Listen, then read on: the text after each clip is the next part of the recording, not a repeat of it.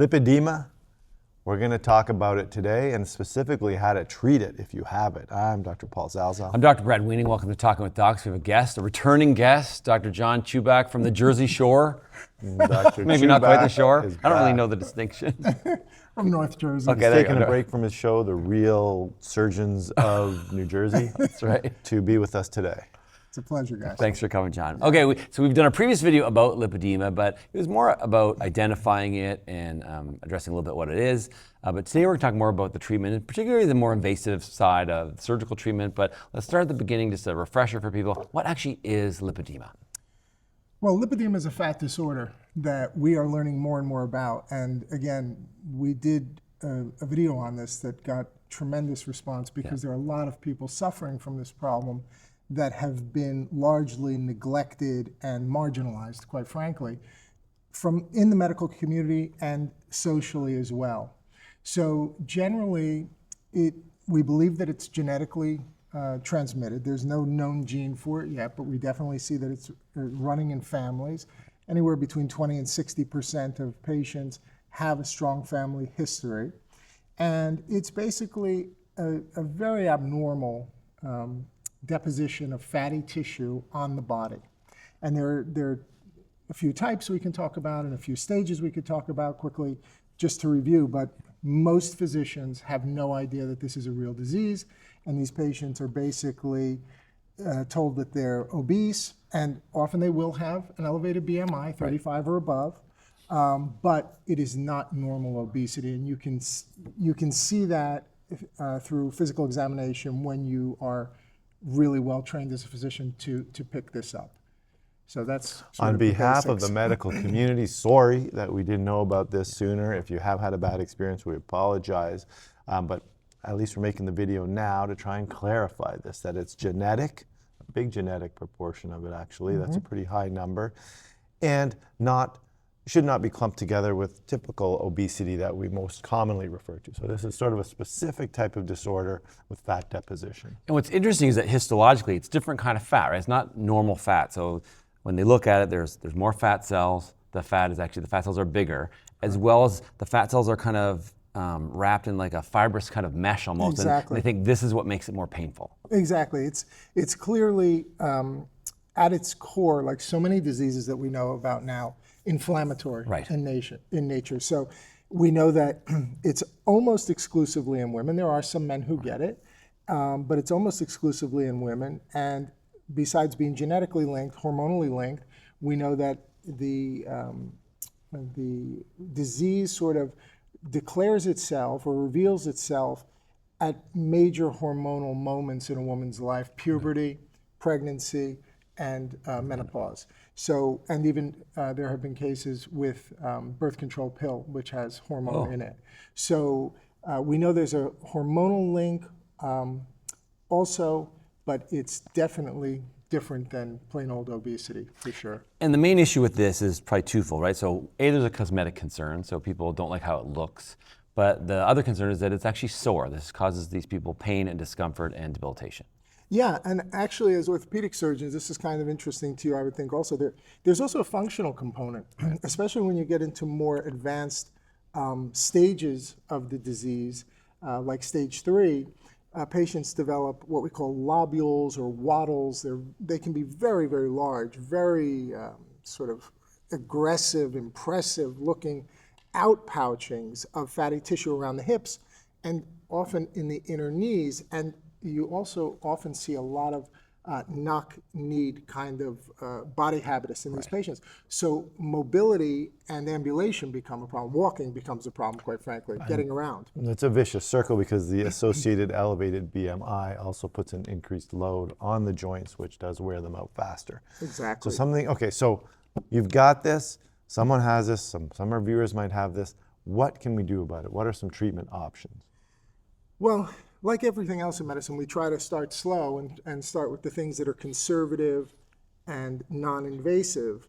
But that's why I think this video is going to be so important, because quite frankly, I see a lot of people with lipedema in my office.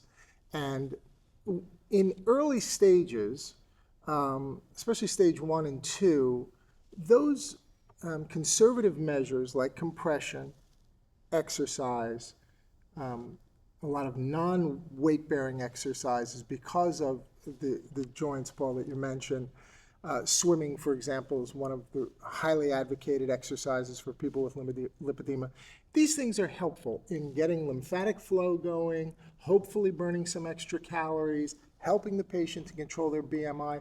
We've talked about before, Brad, anti-inflammatory diet and these kinds of things to bring down that inflammatory underlying issue. Right. So compression garments, actually mechanical compression garments, as opposed to just stockings. So all of these things are valuable. Okay. But there does come a point at which you see patients and you know that that's just not going to help them, especially in changing their appearance and body habitus. Those conservative measures, and this is one thing we should never forget, at its core, lipedema is not just a cosmetic issue. There's a lot of pain that comes along with this. And these people get dismissed that the pain isn't real, which can also lead to a lot of anxiety and depression in them. So, which then again makes the pain worse, and again another vicious another cycle, correct. Okay, so you mentioned when these conservative methods don't work, some more invasive treatments. Can we talk a bit about those? Yeah, and I think that this is an area that is just really beginning to explode onto the scene as awareness raises amongst patients, primary care physicians, and surgeons. Particularly, I would say plastic surgeons are the most involved at this moment, which makes sense. Although there are other general surgeons, vascular surgeons, because of their background in lymphatic disease, venous disease, who are getting involved. But the mainstay, the primary surgical procedure, I would say, especially for earlier stages, is liposuction. Okay, and they're developing techniques that they believe are lymphatic sparing liposuction. Right, because typically with liposuction, one of the risks is having some edema or some swelling after that. Exactly, and that's sort of a tricky thing. And there are a few technologies that are being used, water-assisted liposuction, that sometimes you'll hear it called wet jet, where sort of a fan-like projection of water is sprayed out of the very narrow caliber, small cannulas that are used for the liposuction. That's believed to move the lymphatics out of the way and just selectively suck up fatty tissue. There's also something called PAL, power-assisted liposuction, where there's an oscillating or vibrating cannula, which is also helpful in breaking up that fibrotic tissue that we talked about, which makes it very different than cosmetic liposuction, where patients don't have that kind of fibrosis.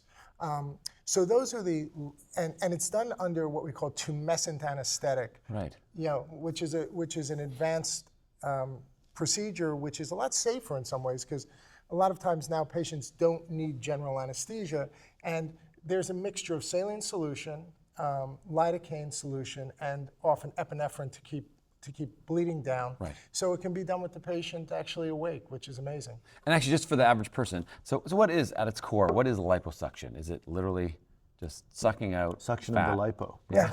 That's No, correct. like just for the average person, because I think some people, Yeah. in their mind, they don't know what it looks like. So, Yeah.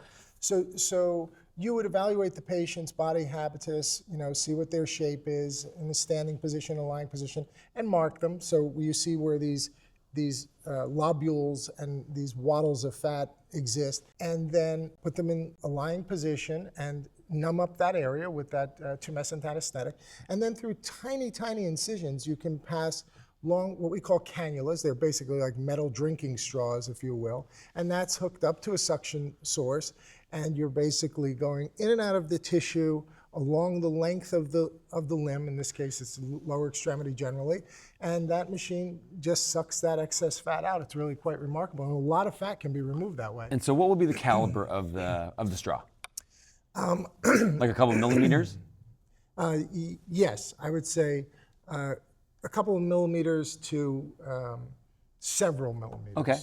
I'd call it a tube, not a straw, just for my own. Sorry, metal straw Yeah, users. metal tube. So later when I go get a smoothie. And is there a limit to the amount of fat that you can remove per session? So is this something, say the goal of the patient was like, I want to lose 5 kilos of fat or whatever. Do you say, okay, well, ideally we're going to do a couple and then see how it goes and then do it again? Like, is there risk with a greater volume of fat being removed? Yes, obviously there can be health risks. So you need to be experienced. This is not a procedure that I do, but plastic surgeons are very experienced in knowing how much volume they can safely remove. And you have to take into consideration the patient's age, their underlying health status, how much fat tissue they have deposited on the body. So sometimes you do need several sessions of this to get the patient safely to where they need to be or want to be. And the key here is that this is not just a body sculpting procedure.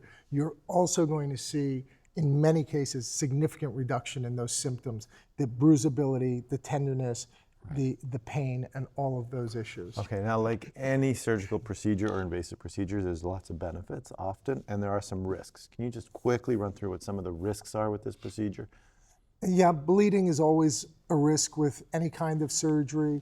I would say that that's not a huge concern with liposuction because you're not getting down into any of the deeper areas of the body where you have arterial blood flow, major arterial blood flow. So in the fatty tissue in the subcutaneous space, which is between the skin and the muscle, there's a layer of fat that surrounds our whole body. And in that space, it's pretty forgiving. There are some small veins and things that can be disrupted, and you can get some bruising from the procedure, but that shouldn't be a major problem, bleeding, but it's something to be concerned about. And of course, infection. Whenever we do anything invasive on the body, the surgeon wants to be extremely careful about prepping the patient, draping the patient, and protecting them from any kind of outside bacteria, fungus, et cetera, getting inside the body where it can cause an infection. And then one of the major concerns here, although with these newer techniques it seems to be very, very well controlled, would be swelling because of the disruption of the lymphatics.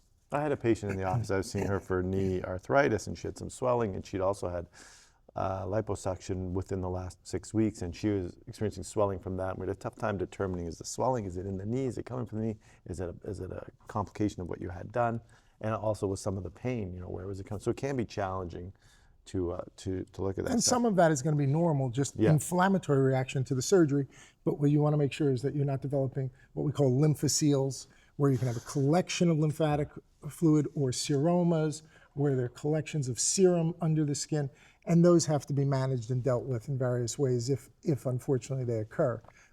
But those are real concerns, yeah. Now, you mostly talked about the lower leg, but obviously we know that from the categorization that we did before, that it can occur in the arms and can occur in the abdomen. Are those locations amenable to liposuction as well, or is it really more restricted to the lower body? Those are definitely amenable to liposuction. And in these areas, especially when you have advanced stages, like a stage 3, where there's lobule formation and very, very large amounts of abnormally deposited fat, you can also develop what we call laxity of the skin, or loose skin in those areas after they've been sort of deflated with having the fat been removed. And so then in the arm area, oftentimes a patient will need an additional what we call brachioplasty, where an incision is made to resect that excess hanging skin to give the patient a nice contour again. Otherwise, you're going to have really a lot of very dramatic hanging skin. And also in the thigh area, you would get a thigh-plasty or a thigh lift, it can be called. In the lower abdominal area, abdominoplasty. So sometimes surgical resection of the excess skin and even some of that fatty tissue is very helpful and valuable. That was actually going to be my next question. So say someone says, listen, I don't want to do liposuction, and I have a lot of lipedema fat. Can you just surgically excise it along with the skin to make it more cosmetically appealing? Is that an option, or is it a problem that doesn't lend itself to that? It's an option, but it has to be done in the hands of somebody who's really highly experienced to make that decision properly. There's a middle ground too, something that's called manual extraction, because one of the key components of lipedema versus normal obesity is these nodules that are formed. Okay. Starting in stage 1, the patient's skin may look perfectly normal on the surface, but if you examine them, properly and carefully with light palpation, you'll feel peas or pebbles under the skin.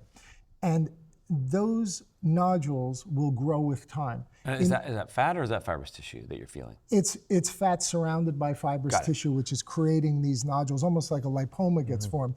But there's many, innumerable, too many to count. And then in stage 2, they might get to the size of a grape or a walnut. In stage 3, they could be the size of a plum or even bigger. Okay. So one of the things that surgeons specialized in this area know how to do is evaluate those patients, knowing that that's not going to come out through a suction cannula. Right. That's not going to come out through that tube, especially because of the inflammatory tissue around it. It's very hard to liquefy and to extract. So they'll make small incisions and actually push it out from underneath almost like the pop skin. it like a pimple almost. Exactly, and it looks quite dramatic. You can find many videos on YouTube of people performing that manual extraction technique, but you can imagine for the patient what a relief it must be to get rid of all of those inflammatory, painful fat lobules. It's really quite dramatic. And again, that's an area where afterward, if a huge amount of fat has been expressed through those openings, a resection of skin might be necessary. Wow. Okay, so we've got liposuction, then we've got where we might have to open and extract some of these walnut-sized or plum-sized. I really wish they would use like ping pong ball and billiard ball. I do like walnuts and plums. Right, not anymore though. Brad's not going to eat any more walnuts. Our prune video, plums. people are like, what? So, and then you got the sort of resection that comes with it. Anything else now along that spectrum of surgical treatment for this disorder? Well, again, there are these procedures that are referred to as debulking procedures. Right. It's a little bit more aggressive, and that's where a qualified person with a lot of experience might decide to simply excise those lobules or wattles in the outer thigh area, the inner thigh, inner knee area, et cetera, just as you would resect a soft tissue tumor, for example. Okay. Now, is recurrence an issue with any of these or all of these procedures? Yeah, I think that's a definite concern. This is a chronic progressive disease generally, incurable, like many diseases that we treat, unfortunately, but it can be managed and taken care of. The other surgical procedure that we should probably mention that I think patients would have questions about is what about the role for bariatric surgery in these patients? Oh. And that has been looked at and tried, and I think in the right patient, again, it's probably a reasonable thing to do, but generally what experience has shown is that bariatric surgery is better used for the patient, and this is why it's so important to go to an expert who really knows how to diagnose you properly, who has generalized obesity in addition to lipedema, because the bariatric surgery is going to be much more effective in reducing the fatty tissue, which is normal obesity fat, as opposed to this inflammatory fat. In a sentence, can you just tell our viewers what you mean by bariatric surgery?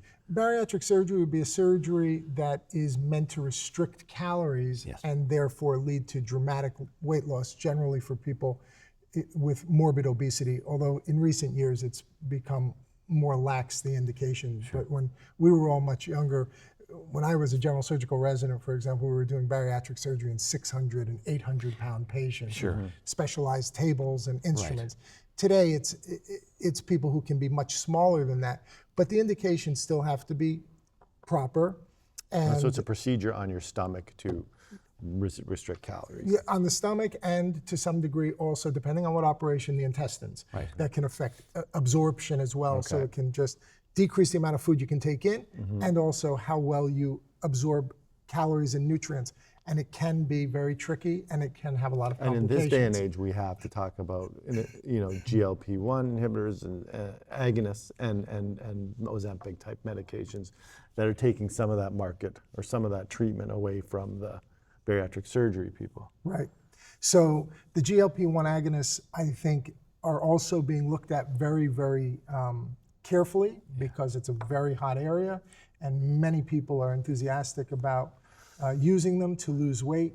It's definitely been used in the lipedema community with mixed results. Again, I think that generally speaking, just like you see as a result of the bariatric surgery, it's a little disappointing because that fibrotic inflammatory fat, just like it doesn't respond the same way to diet and exercise as normal fat, it doesn't seem to respond to the GLP-1 agonists the same way or bariatric surgery the same way. It's really stubborn. It's refractory, right? Yeah. Exactly. And I think that's what's unique about it is that it hurts like other fat doesn't hurt. And that's why I think it's harder to treat because it's just different kind of fat. Yeah. And again, it brings me back to a really important point. If you go online and you look at some of the before and after photos of some of the folks who are specializing in lipedema surgery, liposuction, the debulking surgery, the manual extraction, et cetera, it's not like looking at a cosmetic surgeon's before and afters. Right. In many cases, they're not nearly as dramatic, and you sort of say to yourself, wow, like that doesn't really look all that impressive, and I don't know if I were the patient, would I be that thrilled with that result? But the key is, having had many patients who've had these procedures, the key thing is symptomatology. Patients feel much better. They have much less pain. And in many cases, it doesn't take a dramatic amount of reduction in the right areas to help with ambulation, mobility, the ability to get around and walk. Right. So don't let the pictures fool you to think it's purely what you see is what you get, because there's much more to it. And you've said it a couple of times, and I think it's worth mentioning again. You need to have someone who specializes or has a very unique special interest in this area in order to have successful treatment. Is that fair to say? Absolutely, 100%. In fact, in northern New Jersey where I practice, because of the nature of my practice as a venous and lymphatic specialist, I get a lot of these consultations. And I'm working with a colleague that we trained together in general surgery, who's now been practicing plastic surgery for 25 years, has done thousands of cosmetic liposuction cases, and I'm trying to get him to help to develop a surgical center there. Right. But we both are acutely aware of the fact that he needs specialized training before we take on those kinds of cases. Got it. Wow, that's lipedema. Hey, that's a good In a walnut shell. In a plum. Those weren't visions of sugar plums, that's for sure. So, it's very Christmassy. Anything else to add before us? You sort of talked about what it is, the symptoms, how to treat it conservatively, how to treat it more aggressively, some of the complications that can happen, the fact that it can recur. Anything else? I would just suggest that anybody who's interested in the subject go back to the first video we did together. We'll put a link to that. With all of the staging, the typing, the conservative therapy. But we did this really because there was a huge demand for more about the surgical options, which I think will be more and more prevalent and accessible to patients in the coming years, fortunately. One quick question. If this is lipedema, what do you call edema in the lips? We used it.